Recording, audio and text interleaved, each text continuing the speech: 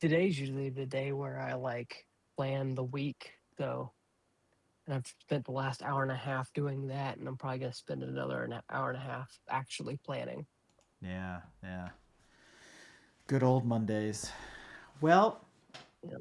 the plan is to do a monthly news roundup, something we've been kind of kicking around for a while. It's something that we do on our show, actually at the tail end of the month. We record it. My wife hates when I say this, but the last Thursday before the last Tuesday of the month. And she's like, but that doesn't make any sense. And I'm like, yeah, because the last Thursday moves around. So it's that's just the way we do things. So it's always the most time sensitive. It's always the hardest one to produce because you're under a crunch to get it done. You know, between Thursday and Friday, get it kind of chew up part of the weekend. But I figured we could leverage some of what we've learned in doing a news episode and kind of do it for the podcasting world because sometimes I think we fall into a rut of how many times can we talk about creating for YouTube or Spotify being against the creators or whatever it is. So I'm with you guys and with Discord. I get email blasts all the time about different articles, especially pod news seems to be one of the bigger ones. But I put together a small collection here I figured we could kind of comment on and talk about as we go along. So I'm going to kick this off with what we would call on our show a dodoy moment. I'll read this. For the first time in history, podcasts are now bigger than the spoken word radio, according to new data from Edison Research. Yada yada yada yada yada. Do you really have to say anything more than that? Yeah, yeah. Yeah, no one's really listening to DJ Jazzy Jeff anymore. Well, it amazes me because I know we had Kevin on here a long time ago, Kevin McDonald, who talked about how he ran his show. Excuse me, how he ran his show out of a radio station and how much it cost him to do that sort of thing. But in today's day and age, I'm always really surprised that AM radio, especially, is still a thing, is still around. So this sort of, clickbaity headline stuff doesn't really, I don't know, it doesn't really do anything for me. Now, FM radio has changed dramatically. Now, that's always regional too. But, Right. can you listen to the same 10 songs over and over again versus queuing up a Spotify playlist? I don't know. I think what surprises me about this is how long it took for them to make this statement, to put those words for the first time in history. And like, wait a second, like, as many podcasts as there are, which we know is an astronomical number, it took this long for podcasting to surpass the radio. I'll s- I think I'll characterize it this way because I'm hearing what you're saying, and I'm of the same opinion. Like radio's been dead for me for a while, just because of the 14 minutes of ads, one song, another 14 minutes of ads. They've lost the narrative in terms of why people listen to them. Um, we listen to radio to get music, and there's no more music left on radio. Yeah. That's the first thing. But I think this is the embedded browser problem, and that is the browser is embedded in their car, Yeah. right? The radio is in their car, and XM radio kind of, I think, extended the life, and Sirius radio kind of extended the life of that for a little bit. But listening to podcasts requires some level of effort where you have to go, oh, I have to go discover this. I can't just go and turn a dial and Right. it's just there. And I think the shift has been interesting because our show's actually seen a decrease in listeners on in terms of podcasts. Um, so I get that the larger public with this statistic is now switching to our form of entertainment, but I don't know if it's like too little, too late, or how long that's going to last, Right. or what that looks like over the next year or two, especially with Apple now embracing video and YouTube being kind of a big, much bigger player in terms of what podcasts look like and what a show looks like. Right. I think the saving Sure. grace there I for people that commute is that YouTube is not integrated into their dashboard, because the moment that Yeah. happens, that's going to eclipse everything. Now, thankfully, that's illegal, right? To be able to watch something. Now, Right. people do it, but the auto Eh, manufacturers are not going to put in a video player into the car, right? Well, Because right. that would just be a rabbit uh, hole. To that end, CarPlay's working on that. that's true, but even then, you're tethered to your phone and you got to kick it off and the whole 9 yards. Now, I'm not Sure. advocating or Yeah. condoning people text and drive and all that kind of thing, but right now they're gated. Like, queue up Right. your podcast and then go drive down the road or whatever it is. But that's a subset of the audience that you're trying to capture to get them to listen to your show, versus that whole YouTube generation of people that are, watching from their phone while they're sitting on the bus or on the train or on a plane. YouTube's very accessible in that way. So I think the car Yeah. market is a much smaller demographic. And again, that's why this is so surprising. And then there you have choices. Do I want to listen to, the latest album by whoever it is? Do I want to listen to a Right. podcast, or do I want to listen to audiobook? Like, when you're not distracted by the visual part, the options actually Yeah. open up quite significantly. Yeah. As a Yeah. radio replacement, I'll put it that way. Right. Sure, it's getting close though. I think specifically things I think Pocket Casts have done Right. has cut down on the amount of discoverability, because you can just what do they call it? Like smart filters or something like that, where you can create a filter based on like of your podcast episodes based on if is it a movie podcast, is Right. it a music podcast. You Right. can also create filters based on how long it is now. um, so I wonder how long it'll be until podcast becomes the new radio, Yeah, exactly. fully. Exactly. I And, mean, and I and always went into it with that intention, that we were eventually usurping radio. But the problem is there's yeah. too many choices. There's too. Well, we've talked Yes. about this in Yeah. other meetings where it's like they need a way to put all of the movie and TV into a channel, and not just do like Pluto does, where you can just basically binge a show or marathon a show on its own dedicated channel. You need some sort of variety there, but that network doesn't exist for podcasters to basically replace the way radio functions today, the way we've come to understand it. Ed. Yeah, and I was going to say too. I Oh, think go the other ahead. thing that's helping is when you have CarPlay and you have a lot of head units in cars that are now supporting the podcast app. Right. It is now in your dashboard, and I think the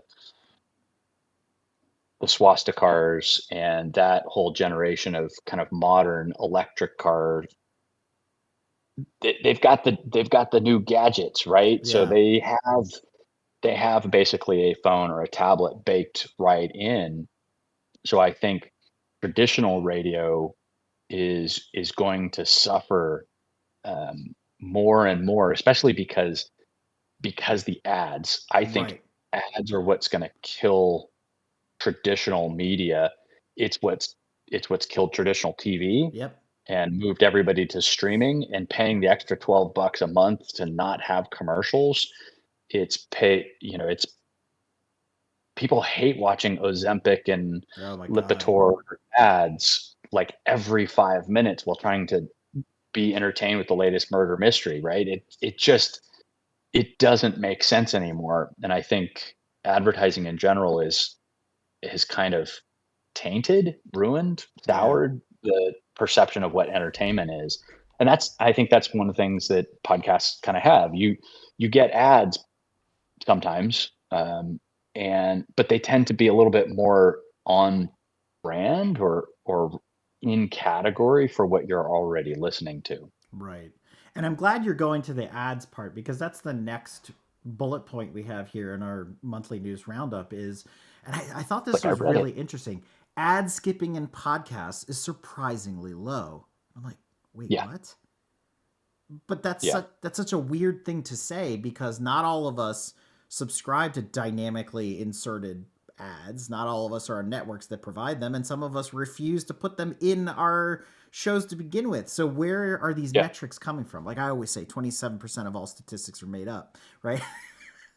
but but this one just kind of like boggled my mind a little bit. I wonder if it's just inconvenience to skip.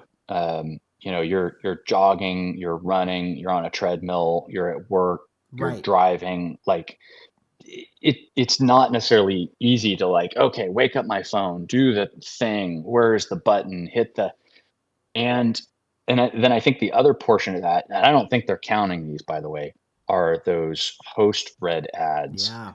I don't think that's what they're counting for being skipped. I think that's to your point, those industry inserted ad network kinds of things. Because that sounds like something they would track, but host read ads, I don't track. I don't have any way of knowing whether people are listening to them or not. Right. Or skipping over. And here's the thing. Unless you're physically chaptering your episode to show exactly where the ad is, and there's only certain players that can do this. Let's go with Overcast could do it. If you had a chapter, you could skip Yeah, over it. YouTube can do it if you have it chaptered correctly.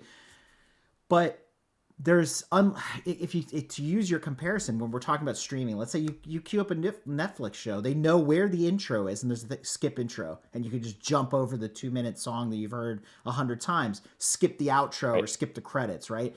But in right. podcasting, there's no universal way to listen to them, or there's too many apps and they all act differently and they all Yeah, read the information differently, so there's no good way to skip an ad. It's just, to your point, you're kind of yeah. beholden to whatever the heck's going on that stream. Yep, yep. That and YouTube Premium has its own ad skipping feature. Does it? So how does it reckon? Oh, Two because you put types. the tags in. No. So you have your pre-roll ads, and any ads that you don't get ads with YouTube Premium on any video that's uploaded. But you also have this feature called Jump Ahead, Okay. where if it detects that you um oh gosh, that you fast forward at all, Right. um a little icon will appear that says jump ahead, and it'll skip past the ad or Yeah. whatever commonly skipped thing. Yeah, So yeah. I wonder if it's counting that either, because that's just two types on one platform too. Yeah. I Well, I suspect it's not just because Google's very tight-lipped about what they expose and what they don't. I 100% doubt that Google's giving any of that data out. Well, Oh and I think no, this also goes definitely back to not. the hosting provider. They're all different. So Podbean's going to act differently than Spotify's going to act differently than Google, YouTube, whatever it is. So there's no regulation in terms of advertising, which actually leads into the sub article that was associated with this particular topic, which is the concern about the breaking point of ads in podcasting, and the numbers are up significantly. Now this refers to dynamically injected ads where you check a button, you say you opt in because you want to make a penny on every 10 minutes that they inject ads into your episode, kind of thing. But they said that we're talking a that some shows, according to this article, have hit a 34% ad load, which they're saying equates to 1 minute of Jesus. advertising per 2 minutes of show in a 45-minute window. Can you imagine? No. That's ridiculous. Every time somebody, we would be, Horrifying. if we were doing this right now, if we were inserting ads, we wouldn't be able to make it through a conversation without it being interrupted 10 times in the last 10 minutes. Yeah, yeah, no, it's ridiculous. And I've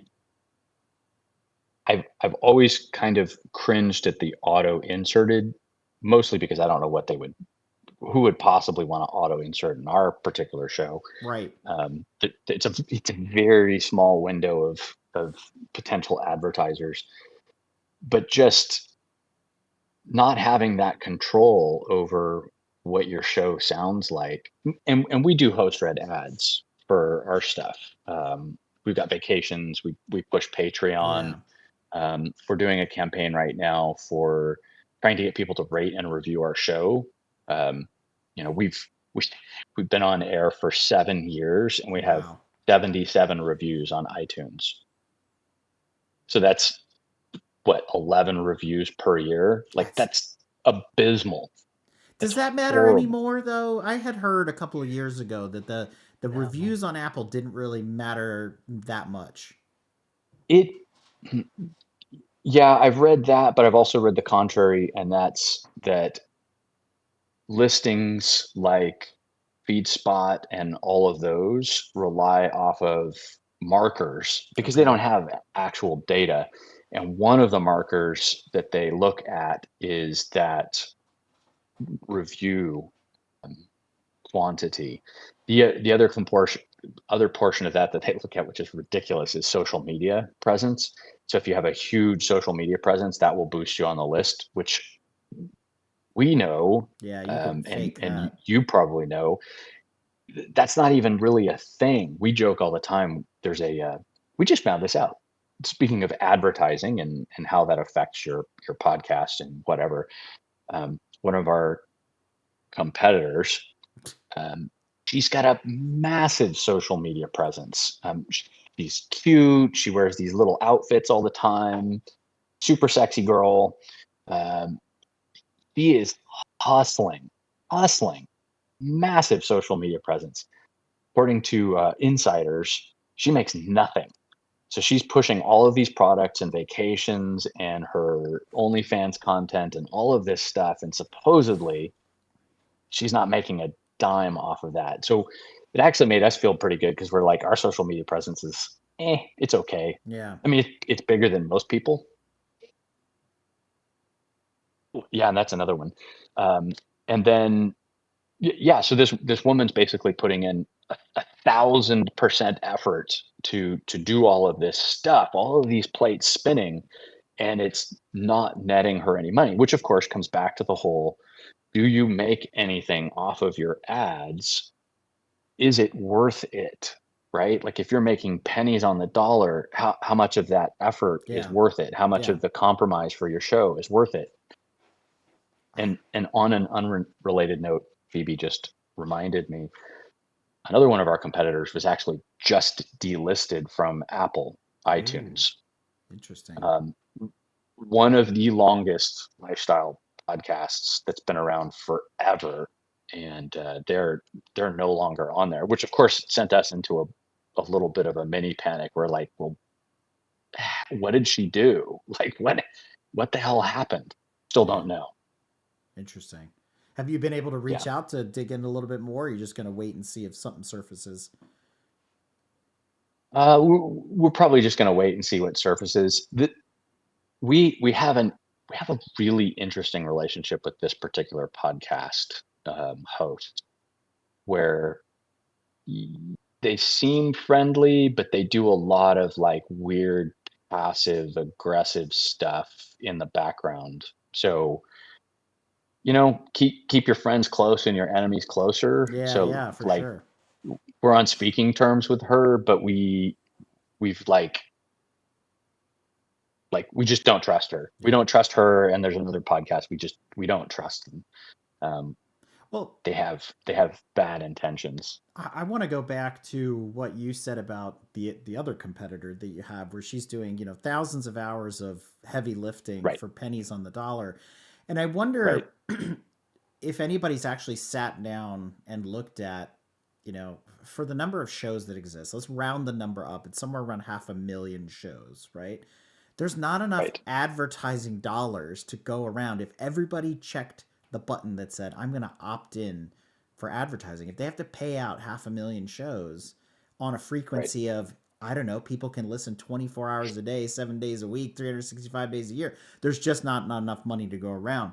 So it makes sense to me that it would be pennies on the dollar for every advertisement that they run, but bad begets bad in this instance. And I think that's the point of right, this article, is that if you keep signing up for more ads thinking you're going to make more money, you're actually going to end up making less, because you're also going to end up losing your listeners. There's a delicate balance there, and the number of ads people will tolerate as they listen to your show, this, that, and the other thing. So I guess it's diminishing returns at the end of the day. I am still of the yeah, opinion, don't do it.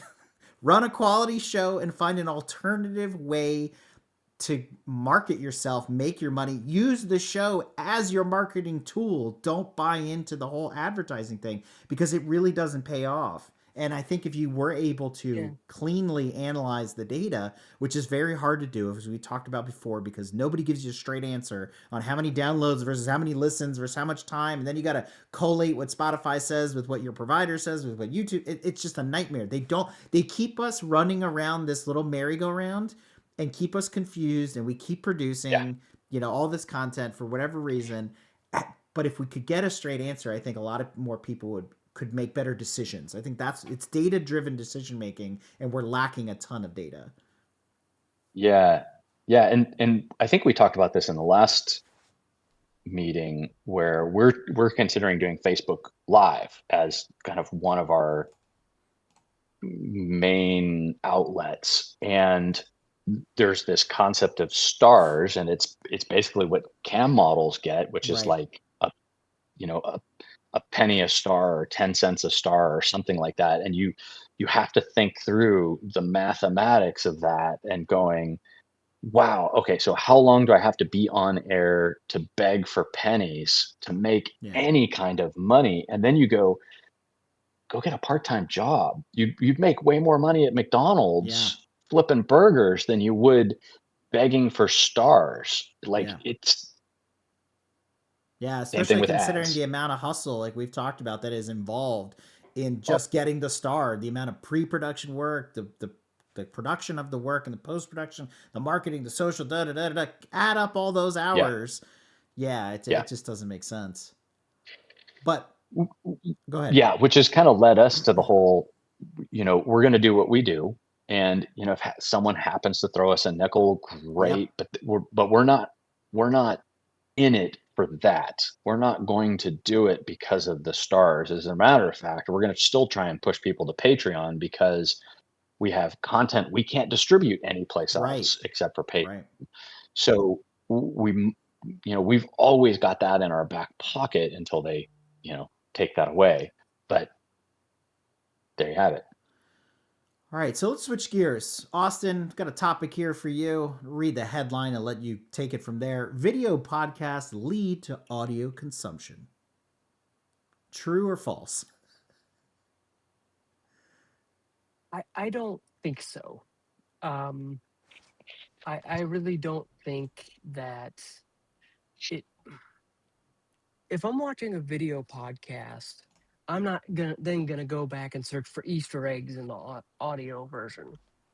Um, Now I will provide an audio version for those who want to, watch, listen instead of watch watch me. But um, yeah, that is patently untrue from everything I've experienced. Um, every um, video podcast I've put out that's been on YouTube, I've never seen the same numbers go to, Spotify or wherever people are getting their podcasts from me. According Um, to made up statistics, yeah, 72% of new podcast listeners and 68% of longtime podcast listeners say they've started listening to the audio only version of a podcast only after discovering its video version.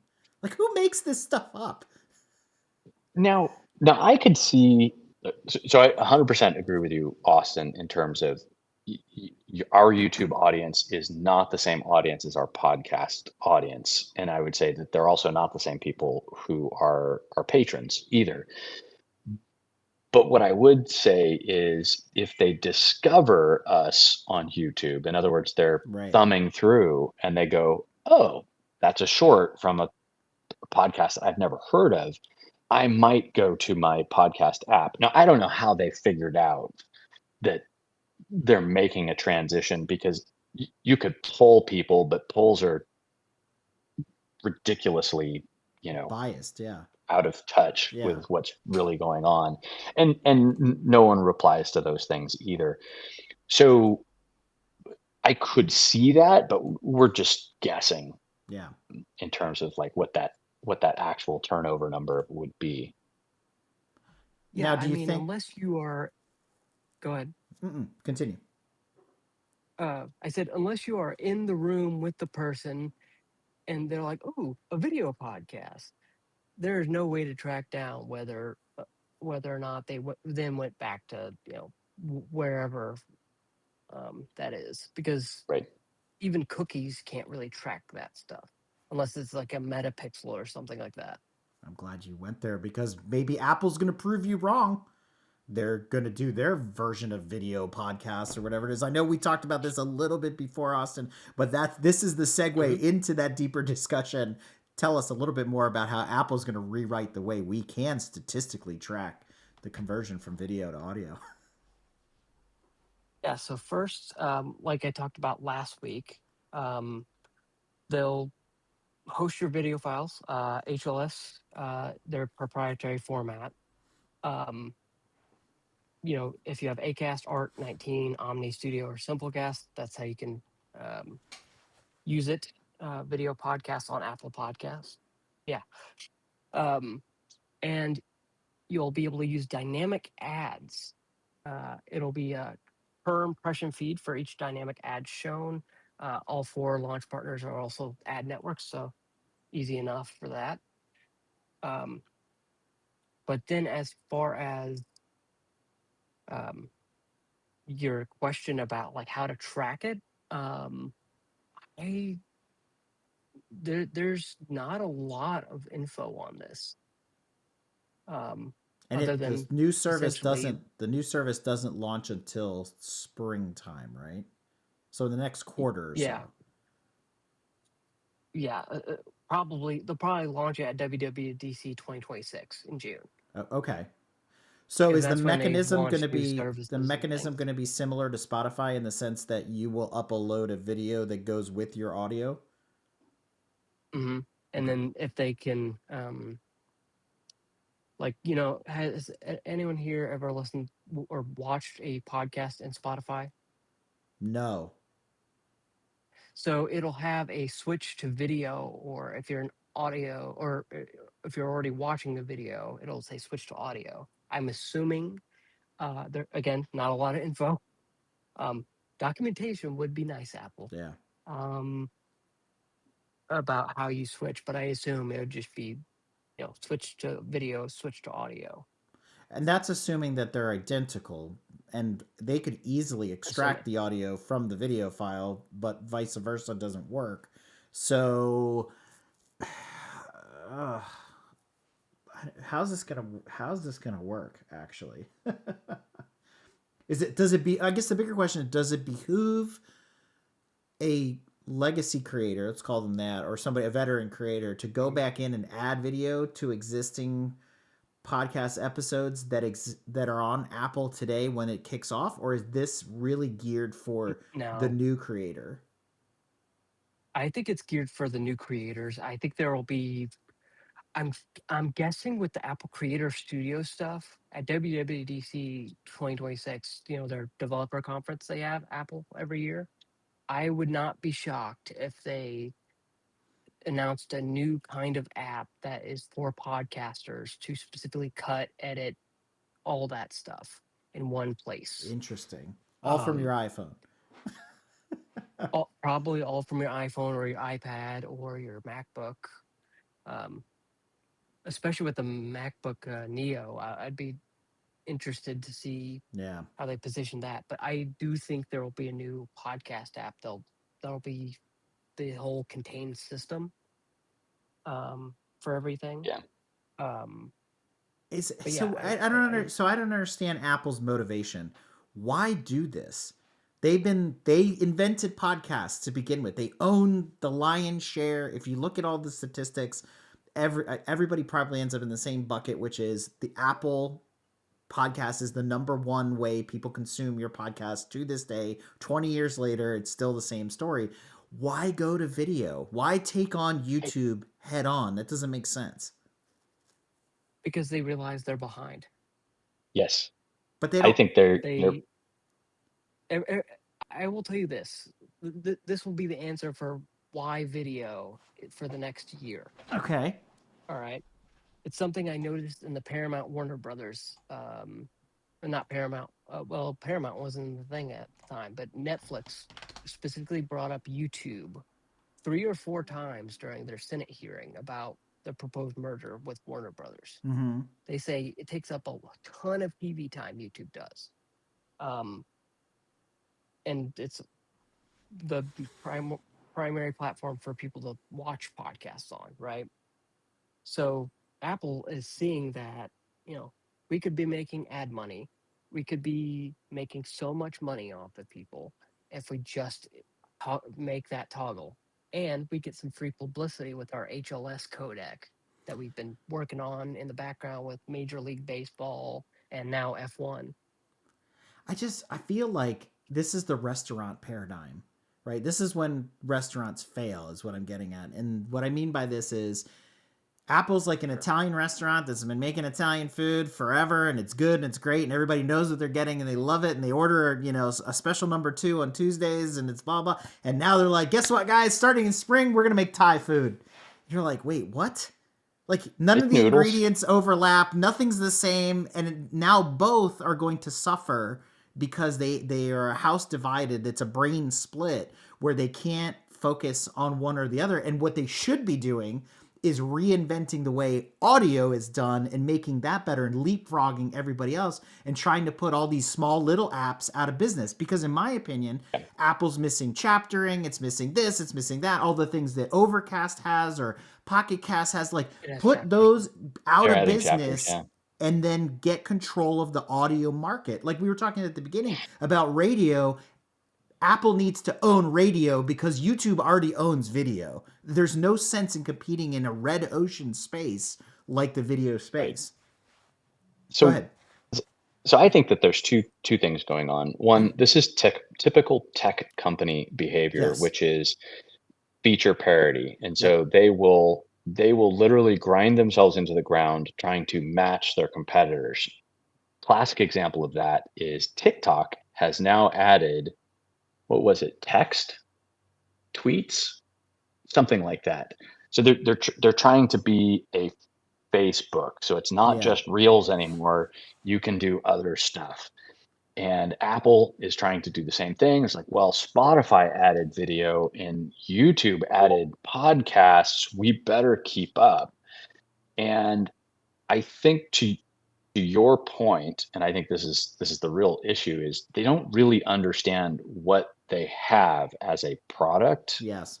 And I don't think that they have done a particularly good job of making that a good platform for podcasters. I'd say this: if I had any kind of input into, Tim Cook and the people at the Apple mothership, it would be make the Apple podcast platform so good for podcasters Yes. that they don't want to be on anybody else's Yes. platform. In other words, give us better statistics, help us to promote our podcast, give us a clear, statistics and ranking system that we could all buy in on, and you could put the feed spots and the buzz feeds and all of those other companies that are basically eating your lunch, put them out of Yeah, business they should have because gone you into own the hosting data. for one. That was mistake number one is they don't host their own podcasts, which I think is stupid. They run an index. But to your point, I want to give Spotify credit where credit is due. I'll give them a hall pass Sure. for the fact Yeah. that Spotify having video makes sense if using the example that Austin gave before about switching between the audio and visual version Yes. of an album or of a song, because I want to see the Hell yes. music video. I want to see The Right. Weeknd doing his thing versus just listening to him. So that to me, that seamless transition where they're synchronized Right. and I can hit a button and then I can flip back, that's super cool. That doesn't need to exist for podcasts. No. But on the other side of this, I think where Apple missed their mark in going the video route is what they should have done if they wanted to go feature parity, and this is where ads could still be injected, is they should have been trying to take a bite out of Audible, out of Amazon's back pocket and say, we're going to do audiobooks. And because, hey, Mr. Listener, you've been listening to this audiobook for 2 hours, how about we take a break? And here's a couple commercials so you can kind of reset your brain. Because there are moments Right. there, even I'm like, pause. I need a break from just this listening to the same person narrating for the last couple hours or whatever it is. So That Right. would doing that simple motion to take over or to try to take a bite out of the audiobook market would have forced them to fix all the problems with their podcasting app, because the two are hand in glove, rather than we're just going to go and try to be Vimeo. And it's like, it doesn't make sense to me. Sorry, rant over. Well, and I agree from the standpoint too. It's like if you wanted to get into a business of hosting something, right? Like actually keeping the media on a platform on server farms, why would you do video and not audio? So much Like, smaller. holy crap, you just blew your budget on server farms for the next 10 years because it's not cheap. That's a lot of data. Yeah, and Apple's got to get it from somebody else, because the reality is, I know they have server technology, but they don't have servers. They're not cranking them out like Dell does, or HP, No. or whatever. They Yeah. don't, they don't have that same kind of thing. So they got to go buy that from other people, and it's like that's a Yeah. lot of cost. Well, they I won't go into server how they build their servers because I do know a little bit about them. I know the Apple Intelligence stuff is like an M2 built on an M2 Ultra chip, but um, anyways, that aside, I do want to talk about hosting. I think the biggest mistake, we're talking about hosting. You got Acast, which I think a few people use.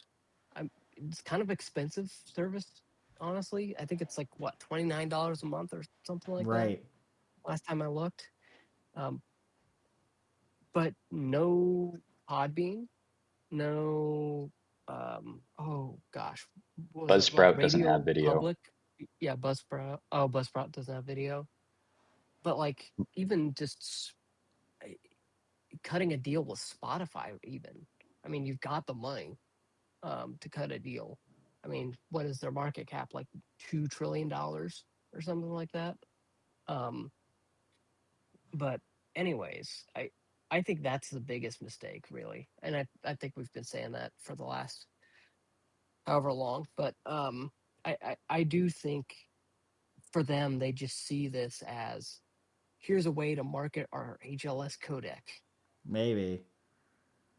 Maybe. There's But is there's it so many better ways to but do that. are they gonna license that out for other people to use it, or is it gonna be like QuickTime with the MOV format that everybody was like, dude, It's that's going to be like lame. We'll go make something else. And there's like 900 other formats for storing video.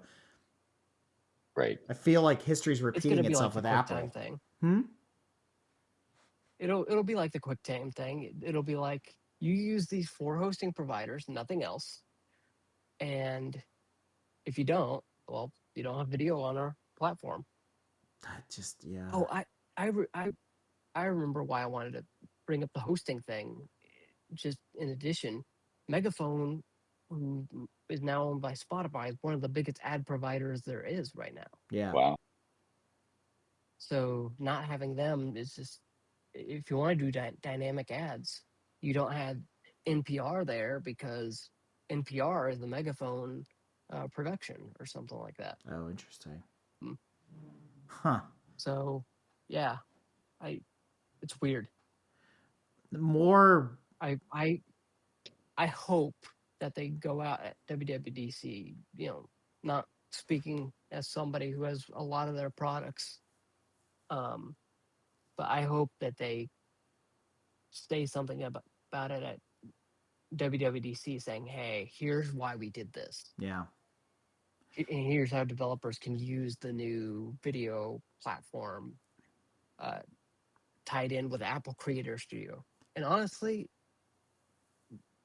getting a little bit off a tangent, but not really. It's the same kind of category. I think the biggest miss with Apple Creator Studio is not consolidating those apps into one thing like Right. DaVinci Resolve.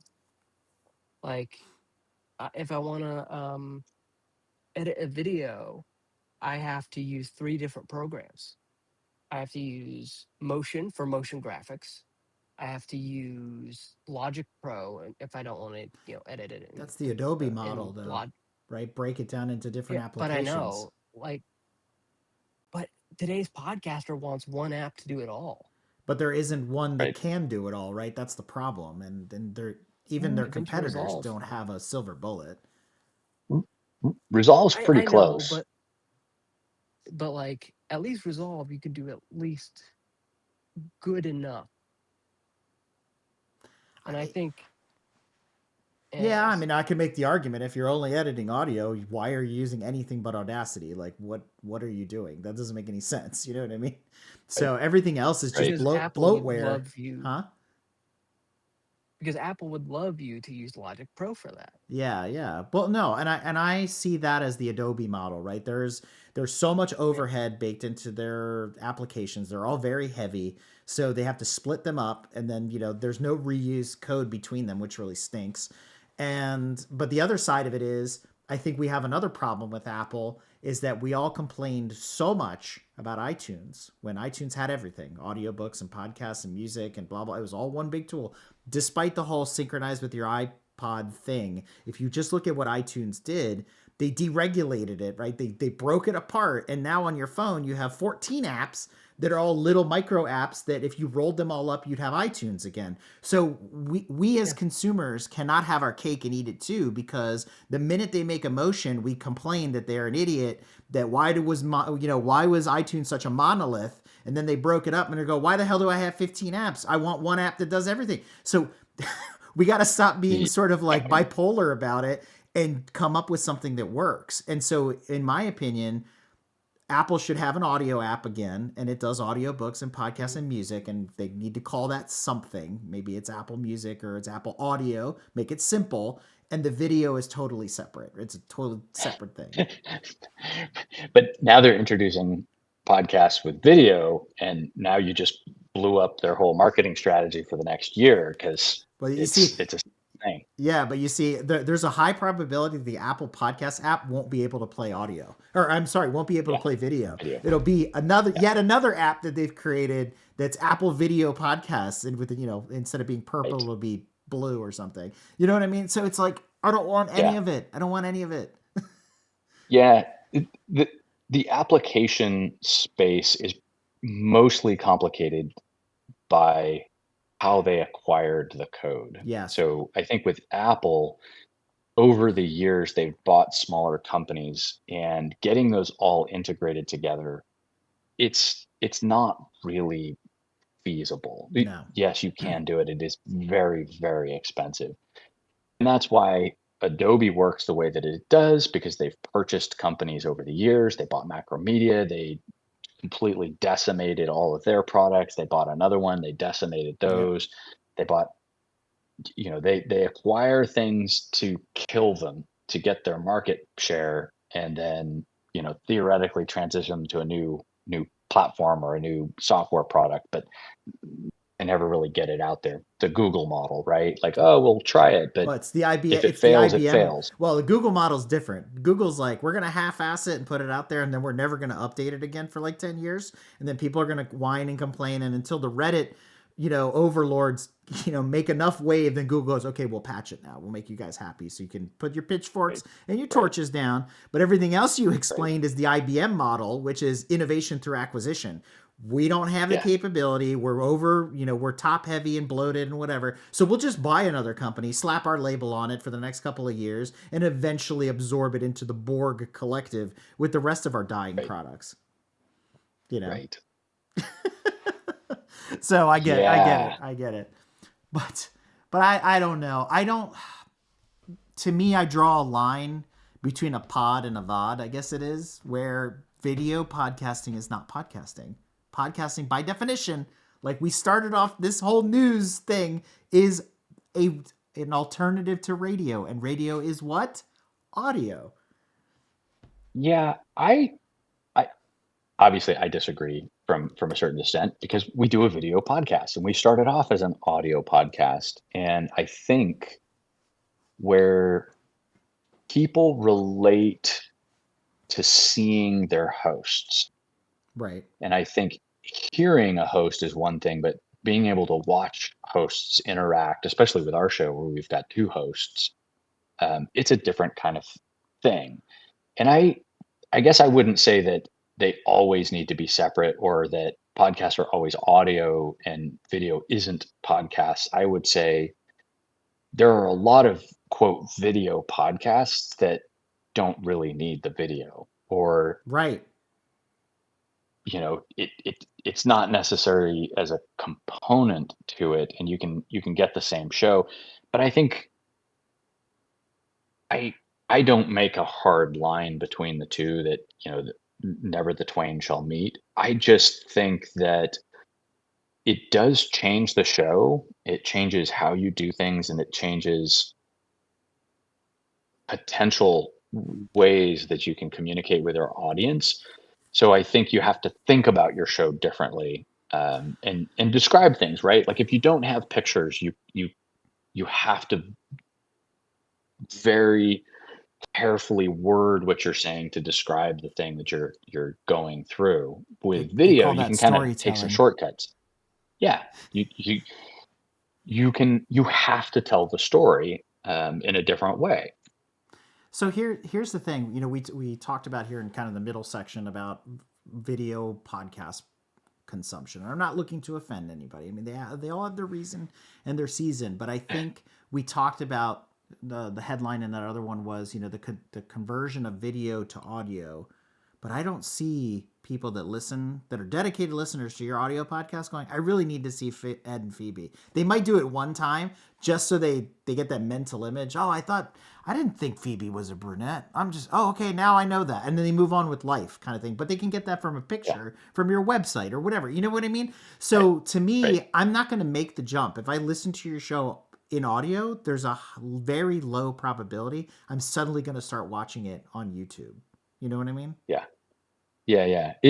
I don't think it's necessarily shifting. I think it's where the show is discovered, because I think people who discover us on YouTube continue to watch us on YouTube. And it's interesting because our YouTube audience is predominantly television watchers. Right.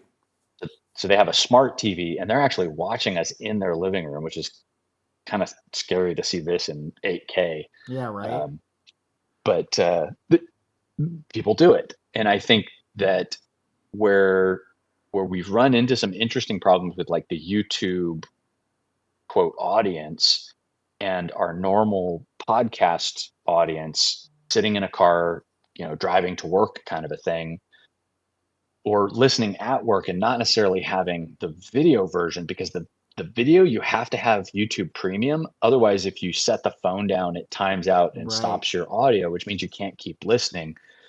So there's some delivery mechanisms that kind of create where you should listen. Yeah. I feel like it's so different though. I mean, even there, YouTube Premium, what a scam. Because they could have just put that in the basic version, but it's all about YouTube making money, right? I mean, let's be real about it. So Yeah. that's unfair to you because you don't see a dime of that, right? And we've talked about that too before, the economics of making these episodes and how much YouTube is making off you, and Spotify and Apple and everybody else, and you're not getting, like, the music industry is supposed to get a kickback, right, from licensing and royalties and whatever, but podcasters don't have that. But my thing about We the video podcast is that we do. the production is totally different.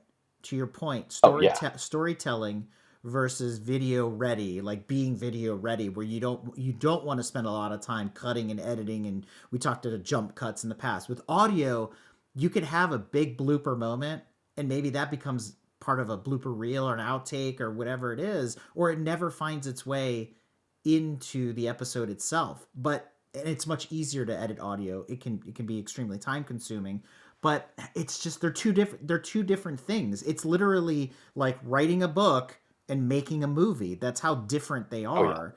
And that's why I'm Yeah. not saying one isn't valid versus the other. It's just they have their spaces that they live in, and trying to merge these two worlds that are incongruent, they just don't make it doesn't make sense anymore. Like, let's sort of find a way to divide them. Yeah. I 100% agree with you. When we moved from being an audio only show to being a video audio show, um, Phoebe's probably the biggest victim of all of that, because now she has to do her, hair and Yeah. makeup. Where the podcast, you can like show up and have the rollers, and nobody knows what you look like, and you can sound as hot as you need to, Yes. because that's it, right? It's just the microphone. Plus, like our podcast studio, we've got 3 cameras. I've got 6 lights set up. I've got, special software that's doing all kinds of crazy crap. Honestly, like there are many moments where I go, I'd like to just go back to having a microphone and like an iPhone and that's it, right? Yeah. Because it's so much easier to produce. But I will say, and so I'm gonna call a little bit of BS on the whole video doesn't make you money. We've made $0 on audio podcasting, with the exception of Patreon, which is kind of a different beast in and of itself. Right. We've made a killing on YouTube in comparison. Um, Once you hit that threshold and you're able to monetize, it is free money. It is passive income. You put that video up and it will continue to earn, money here and there. And you'll never get that on a podcast. You have to hustle to get sponsors. You have to hustle to inject ads and basically ruin your show Right. in order to get money on a podcast. And honestly, I don't want to work that hard for the podcast. Yeah. I'd much rather put up a YouTube video and make, a small income off of that than bust my ass trying to maybe get a sponsor for a month or 2 or 3, and then have to like do the whole contractor self-employment thing where I've got Yeah. to go sales call, cold call, courting, sponsor thing. No, no, no, thanks. So many other better, faster, easier ways to make money. Yeah. Austin, go ahead. What do you got on this? I don't have anything. I was just talking earlier about you do get revenue from YouTube Premium. Nice. Well, Yes. switching gears, something But that yeah, if might I do, get you. Oh, I'm go just ahead. thinking. If I do that, I'm just thinking. I'm listening, active listening. So, Ed, something that might boost your ad revenue or might boost your listenership. This one's right up your alley. Podcast app adds X-rated chapter images. I mean, come on now.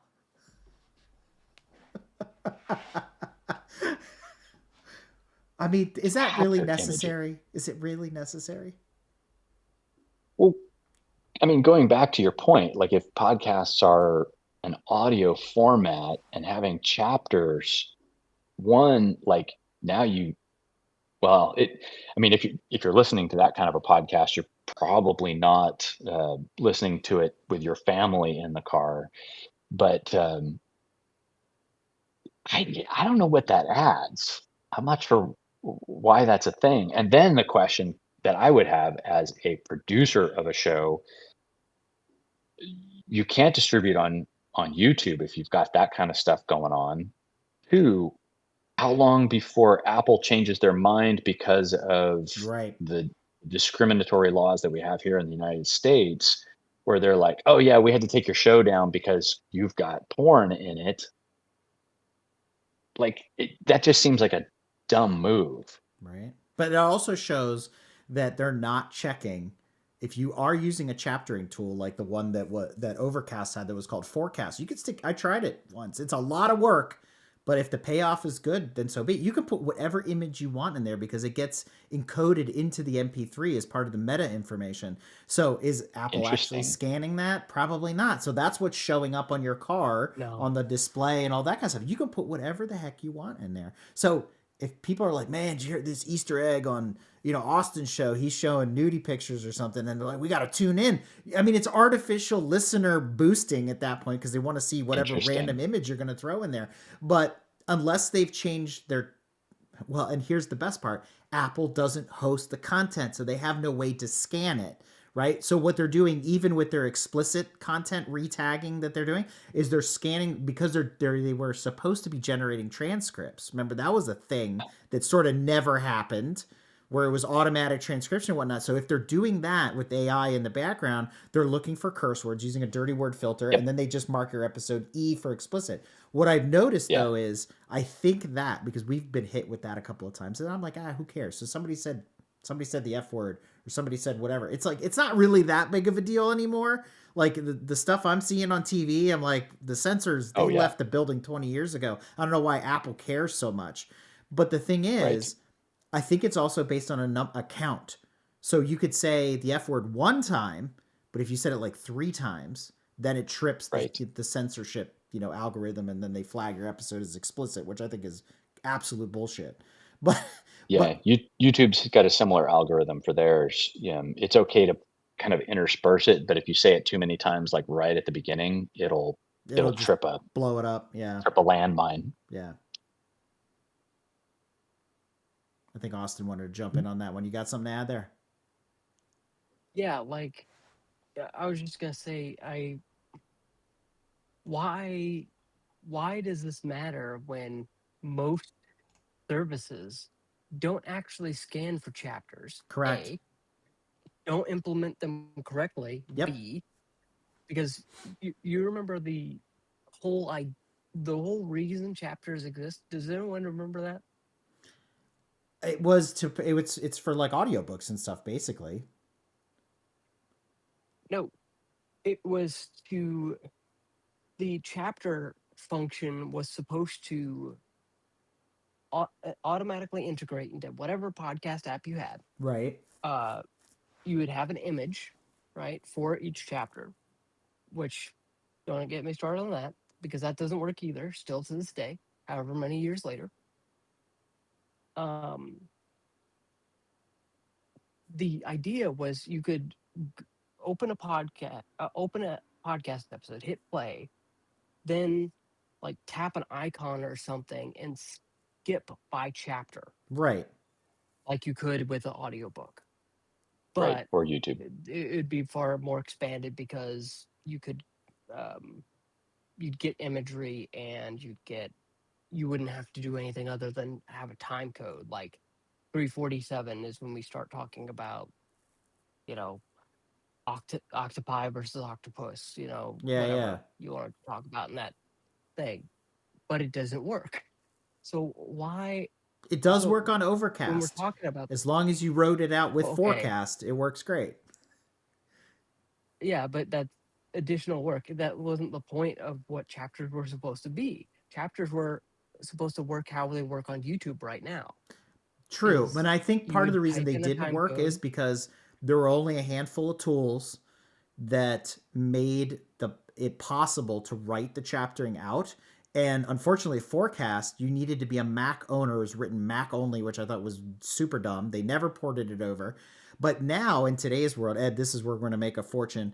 We can develop an app, probably with AI or something, to do the chaptering for us universally, and we could probably get it working in short order and be able to make it streamlined. Because here's the thing: if you take something like Descript, you can ask Overlord to create chapters for you, but it can't write it back to the MP3 file. So if you could just connect that broken process there, because I use Descript chaptering for YouTube to make it simpler. Now you could say, look, I got them all. Maybe I want to get rid of some, create a little manager. And while I'm here, let me add some accent pictures along the line. Now dump it into the MP3 file and go about my business.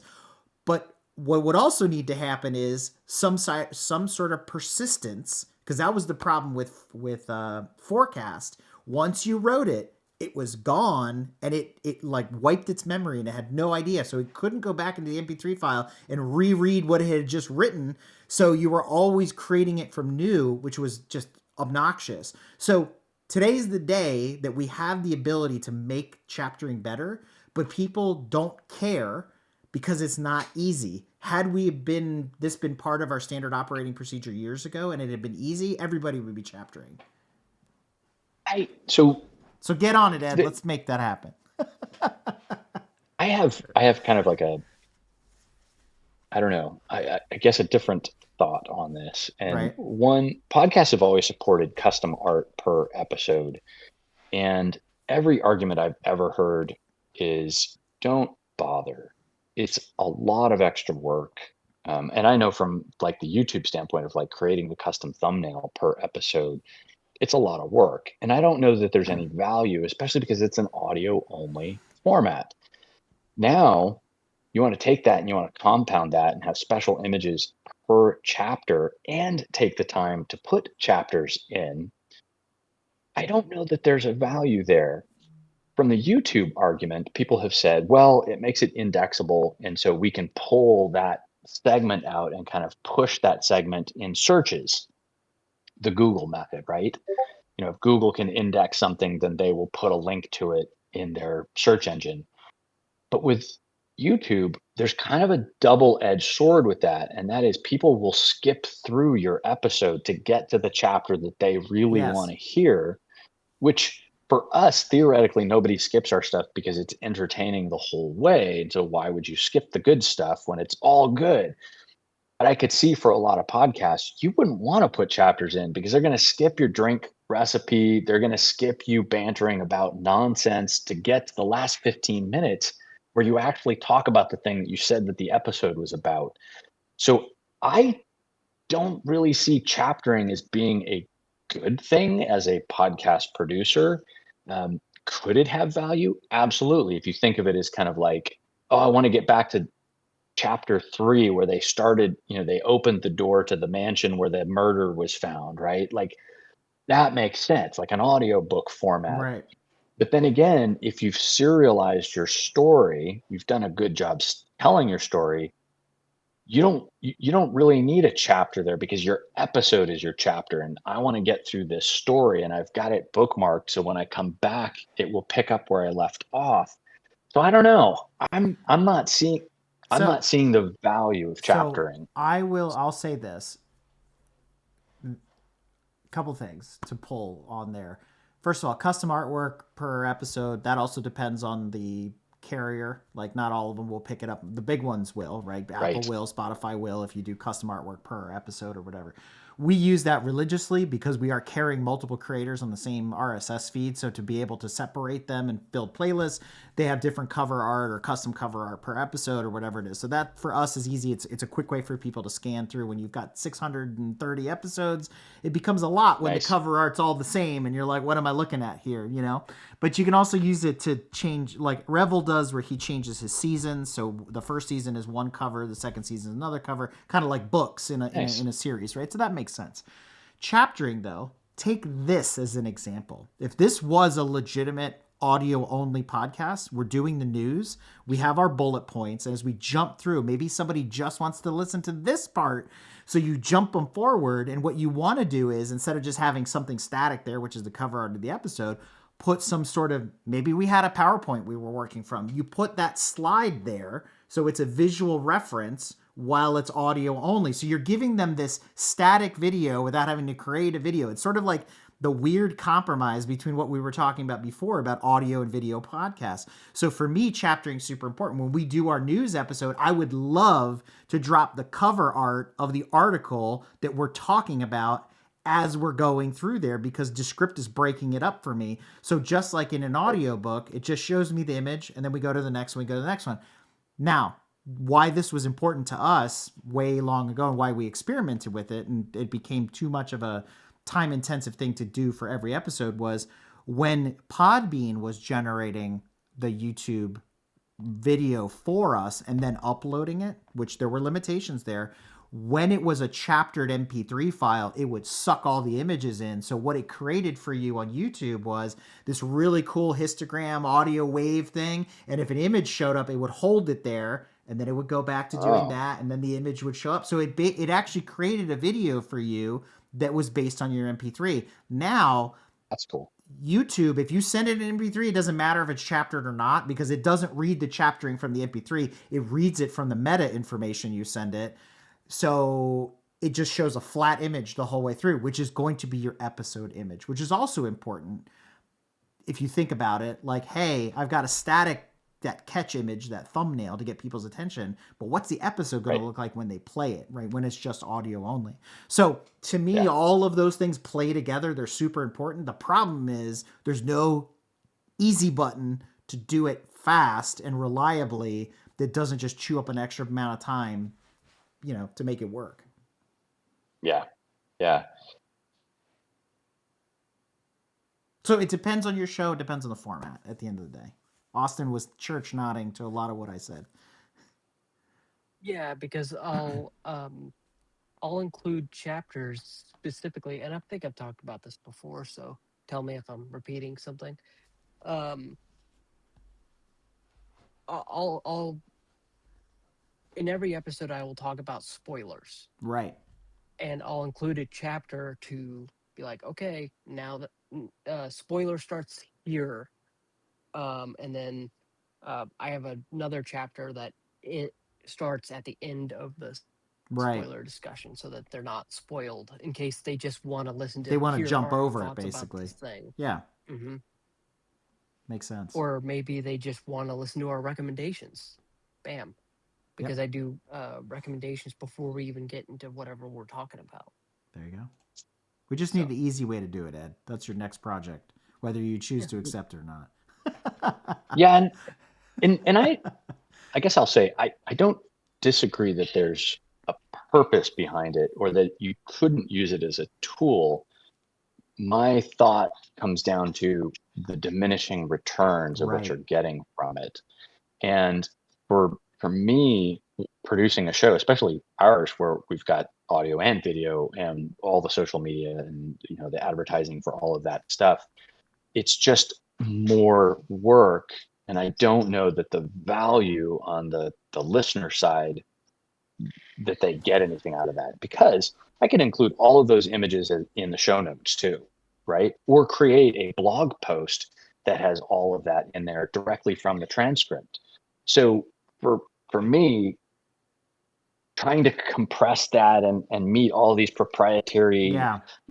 delivery mechanisms and all that kind of stuff, eh, is it worth it? I don't know. See, Maybe. and I think the problem there lies in the fact that there's no metrics to back it up. Because if you were to Right. survey, if you asked Austin, "Hey Austin, why don't you listen to my show?" and he said, "Yeah, because you don't have a chapter, and I don't want to listen to this. I want to be able to skip to what I thought the salient points of the episode were." You'd be like, "Oh, wait a minute." But if he's just one person, so you're not going to change your whole show for one person. But if 1,000 people or 10,000 people said that, you'd be like, "Oh shit, we need to chapter this show because that's the reason people aren't listening." But the person Right. that doesn't care about chaptering, they just hit play and they let it roll. The chaptering to them is invisible. But to the person that didn't listen to your show because you didn't have the shortcut, because they were really interested, but they said, "You know what? I don't want to sit through 50 minutes to listen to the 3 minutes where you talked about X."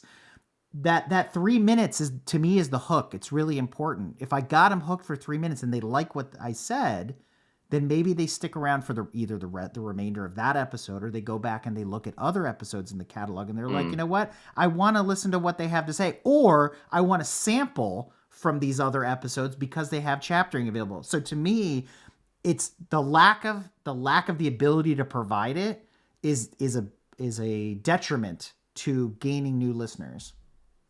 I'll see your 3 minute hook and I'll raise you a story. Okay. And that's if your point is I have a hook in the first 3 seconds of my episode that makes people absolutely hooked into listening to that episode. That's how you do it. It's not through chaptering, See, but because now honestly, now now I you're guessing what your listener is actually interested in. So you think the hook ah, is these 3 minutes, but they were maybe, like, for me, you're interviewing somebody, you're getting their life story. They only want to listen to this part. So you don't know, maybe they were doing research, maybe they just really like that person, or they never heard that particular part of their biography or autobiography in this particular case. So I cannot dictate, nor can I forecast what the hook is. But if I give them the yeah, ability to jump somewhere in the middle of the episode, then but so be it. but you're not going to be able to do that with your chaptering either. So Oh yeah, yeah, you you've kind can. of shot. Oh yeah, you can. No, it's not if it's a quote from within an interview section. You're not going to know what that No, but you salient can you can hook is. basically give them the bullet point to say this is what was covered between minutes 2 and minute 7, right? And this is what's there, and then you can jump right to it, I'll tell you this: the podcasts or the shows that have really hooked us, right? that first 10 seconds of the episode, and they've got a little bit of like a highlight reel of Yeah. the funny things that they've said. and they say, and this is what we're going to talk about today, and you'll want to stick around to the end because we tell you how to fix this problem. That's a good episode. That's what will hook people, and that's what will get them to listen to the whole thing, especially if you don't meander and wander through the Yeah. woods for 25 minutes before you even get to that thing. Yes. So once again, I will not definitively say that chapters are useless or that they don't have a purpose, but I will say if you're not a really good storyteller and you're relying on chapters to try and get people to listen to your episode, you've failed. Yeah. I think that if you can't hook an audience in that first 30 seconds that your episode is going to tell them something that they need to know, then really what are you doing? Yeah. Like why even sit down and record?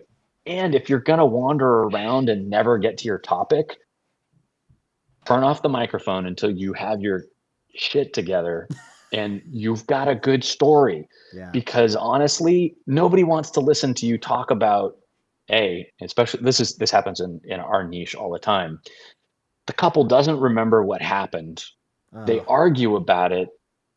They talk about things that have nothing to do with it, like what they did that week in terms of Yeah. like the coffee order that they had. And then by the time they get to the thing, you're like, That was you it. wasted 30 minutes of my time. Yeah. Like, I don't ever want to listen to you again. Well, maybe some of these new tools can help you clean that up, Ed. And I bring this up because there's a plethora of tools. I know we were just joking about creating a chaptering tool, which I think we should actually do. But hey, whatever.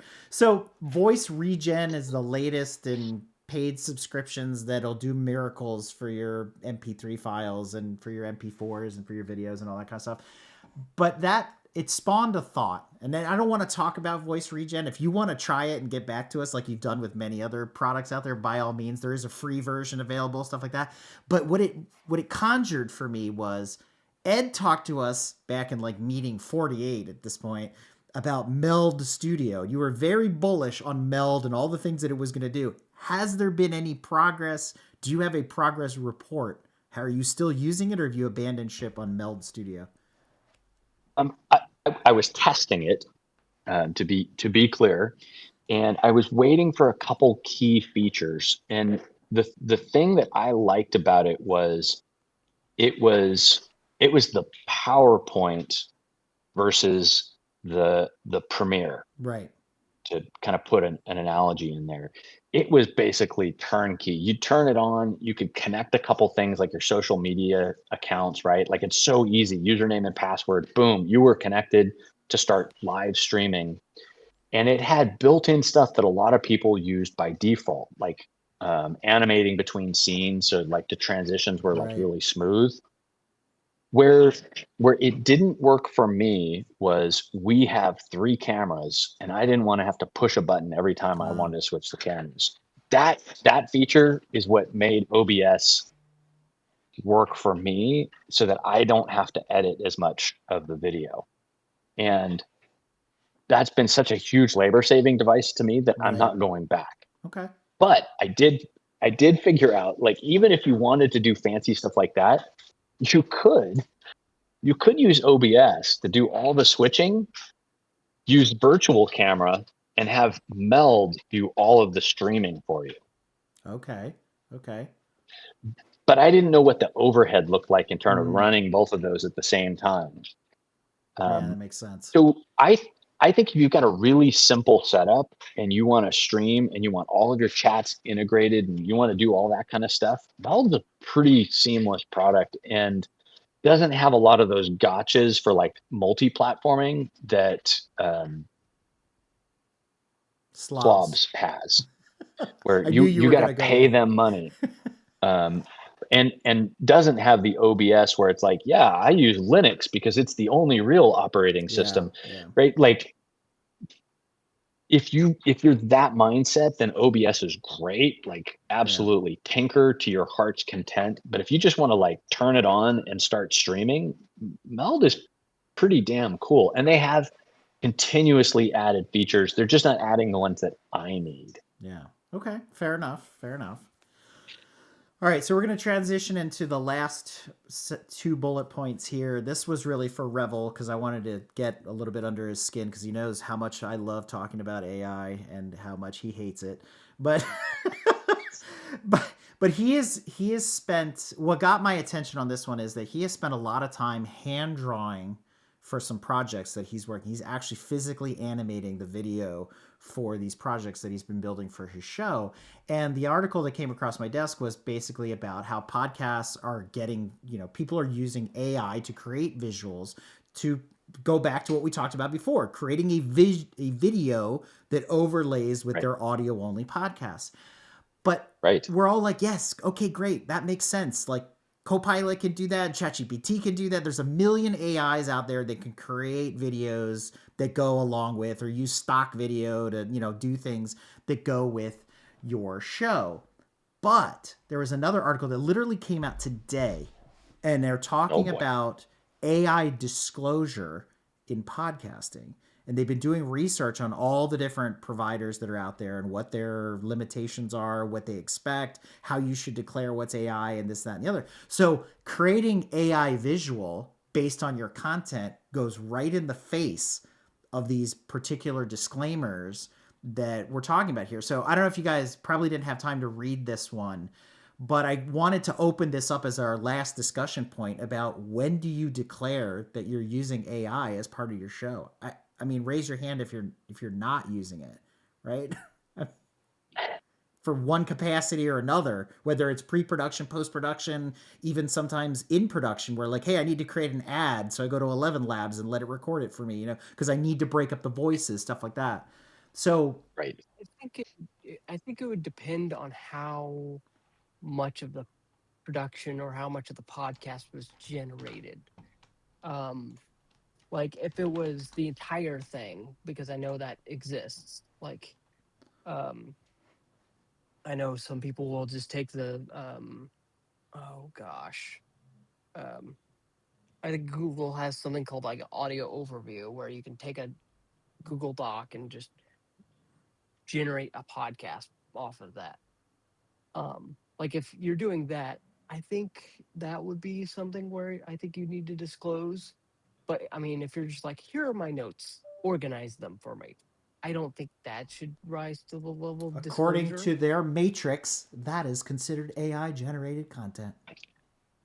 Okay, well, Grammarly considers itself AI generated content when I make a change using Grammarly. So No. I get it, and that's why this sort of raised the hairs in the back of my neck a little bit because if you scroll down to where it says worked examples, they give you basically a binary yes no of what is considered AI and what is not, and some of it is surprising, and some of it I'm like, that's a super gray area. This I don't know about all that. And your example is right on. Hey, I've got a transcript, or I've got something I wrote, or I've got a bunch of notes, or I've got this, or I'm using other source material and I need to create something from it. Here, and maybe you feed the AI your prompt and say, this is how my show is structured. Can you help me extract the salient points and build an episode around that? Now, Right. what they don't talk about in this article is say you do something like that and then you modify it afterwards because the AI generated English is not great. And you're like, that's not how I speak, that's not how I want to transition, this is in the wrong spot. So if you've acted as the overall editor of Right. that content, which was based on content that you provided, to me, that is not AI generated at that point. You're in a gray area that doesn't exist on this chart at all. So Yeah.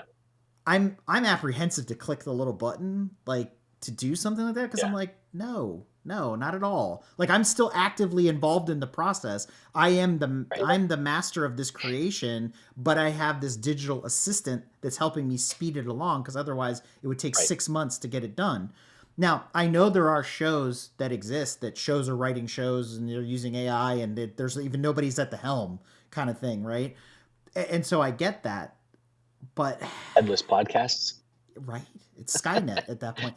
Now, if you if you scroll further into this article and look at where it says cross-platform alignment, that's interesting because that gives you what each of the providers declares or thinks Yeah. is how you should declare what is AI in your show. So it's really really interesting. Yeah. I'm gonna have to read into that. So we use AI to obviously transcribe because Yep, there's no way I'm hand typing the correct. whole thing.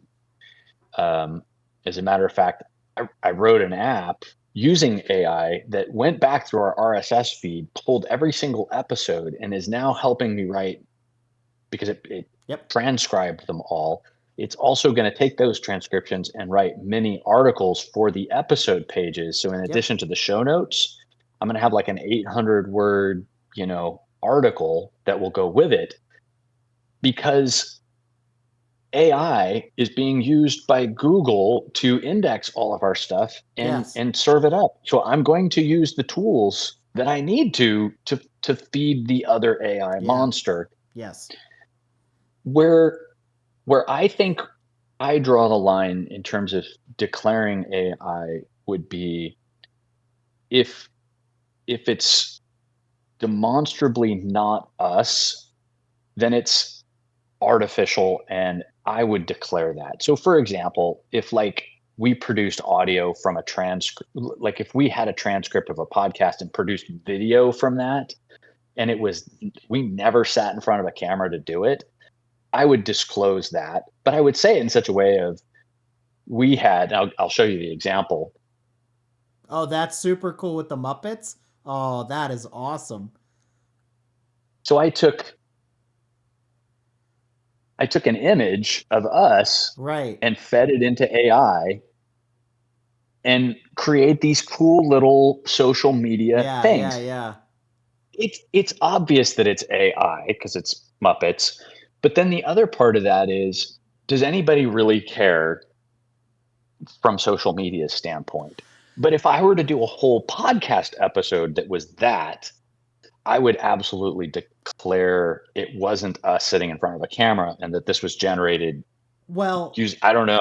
well, no, no, no, no. And I I know where you're think going. Like most of us, the consuming public do not care. Some of us are just like, oh, that's funny. Just like the Muppet thing. I would have seen that and be like, oh my god, Ed, that is so great. Where'd you do that? How'd you do that? I think that's totally cool, right? But then I'm sort of geeking Right. out on it. But some of these, Apple's whatever, YouTube's like exempt script writing and audio cleanup. So what we were just talking about, using Descript or using it to help you generate what your script is going to be, to correct your grammar, and like it that doesn't count as AI, right? But you get down here and Right. some of the ones they included in this cross-platform alignment table, there's heavy fines associated with this. So the FTC being one of the bigger ones, if it deems that you're using like deceptive AI and like all this kind of stuff in your show, $52,000 fine, right? So that's some scary stuff. But Right. how they gonna? I mean, I'm not gonna say how they're gonna chase you down. They'll find a way if they want to find a way to do it. But the point is, there's some of these other things that are happening, and there's no standardization. That's the Right. problem, right? And so what's good in some places is completely illegal in others. And Right. so right now it's sort of like, who cares, so what? But it could be something very real in the next 12, Yeah. 18, 24 months where it's like, oh shit. I My guess, if I were to guess about this whole thing, comes down to two things. Deception, and that's why the FTC is involved Yes. because you have fake people, fake actors selling Right. pharmaceuticals as an example. And when you start talking about like deceptive advertising or deceptive practices, 100% they're going to start inducing producing fines for those people. And I think it's also a slippery slope because of the political stuff Right. that AI has been used to generate kind of deep fakes of candidates and celebrities and all of that. Right. The irony with that, and I think the reason why this is coming out now could be because the administration that's currently in place, and this is for Revel, um, they they 100% have capitalized on AI to Right. send a false perception of their party, and yet they're the ones who are making the rules for everybody else. So it's rules are for thee, not for me. Yes. And they're using this as a kind of a legal cudgel to punish people who they want to punish, but not necessarily others. So I think until you get, to your point, a standardization of why this is in place and uh, kind of a best practice or rules of engagement for it, it's going to be very hard to enforce legally, and it's going to be very hard to get people to comply Right. because there's no real rhyme or reason to why you should comply or what the purpose is, because that's clear that it's a Muppet. It's not me. Like no one's going to be fooled. Yeah. I don't know. I'm kind of Muppet like anyway, but it's I I'm nervous about how this is going to play out, Right. not because the rules are vague, but because the people who are creating and enforcing the rules are vague and they're using it as a weapon. And that's the problem. Yeah. Exactly. Oh my God. Austin, any thoughts on this whole thing? I think it. I'm glad you brought up the cross-platform rules because I did look at them, and I'm just like, I'm of the same mind where I'm like, the only way you enforce this, the only way, is do what Google's doing with the AI generated images and videos, where you've got a synth ID, or what every person who's ever logged into ChatGPT, Claude, Perplexity, Gemini, what have you, has to hand over their logins. That's only two things I see. Yeah. Yeah, it does make sense. Uh, Not even counting Grammarly because they want you to generate citations anytime you change one word. Yeah, even if it's your own stuff. Yeah. Yeah. So, And I think, let, let me finish real quick. And I think the real problem for podcasts specifically are going to be the low budget ones. yeah. Um, the ones who are interview style and like man on the street kind of things, who are using their iPhones or Android phones and then clicking generate transcript. Because I don't know if anyone here knows this, that is technically using AI Yes. to generate that transcript, no matter what. Because ever since Apple Intelligence has come out, that's the model that they use, Yes. is Apple Intelligence to generate that transcript. It's not it's not machine learning or anything like that anymore. Um, so it's like, for man on the street, that's done if this framework Yeah. exists. Yeah, exactly. And and I think it goes back to the whole disclosures have to do with legality, Mm-hmm. or you're disclosing it to be able to say, well, because you did X and you used AI, that therefore you become liable for this thing. So I don't know where it's going to go. I'm glad that they're trying to regulate it, but I also don't think that they have the people who are creating the laws for this, and anybody who's ever been in tech and watched like Senate hearings on tech, you sit back and go, "Oh my God, Grandpa, please step away from the keyboard." Like what you don't even use a smartphone, and yet you're trying to create laws mandating how smartphones should work. You've never been on social media. That's why you have interns, and yet you're going to regulate that. Yeah. Like they really really have a hard time understanding what it is and why they're creating laws and kind of how they could be used. So I think that's what scares me the most, is the people who are writing these things just don't understand what it is that they're doing. Why does TikTok want my Wi-Fi password? Austin, the answer to that is very different than what we're talking. Okay, TikTok wants your Wi-Fi password for a million other reasons. I'll leave that where it is. No, I was just giving an example. People's Republic of TikTok. Yeah, pretty much. So we are at time, and I just wanted to get your. I think I'll get your guys' feedback. So we should do more of these monthly news roundups. I know Revel's been talking about doing these for quite a while. Did you guys enjoy this sort of format? Yeah, I think I need to be a bit more researched in what I'm talking about. I'll give you the Because advice. My one of my co-hosts when we do our monthly episode always says, he goes, "You're never more prepared than when you're not."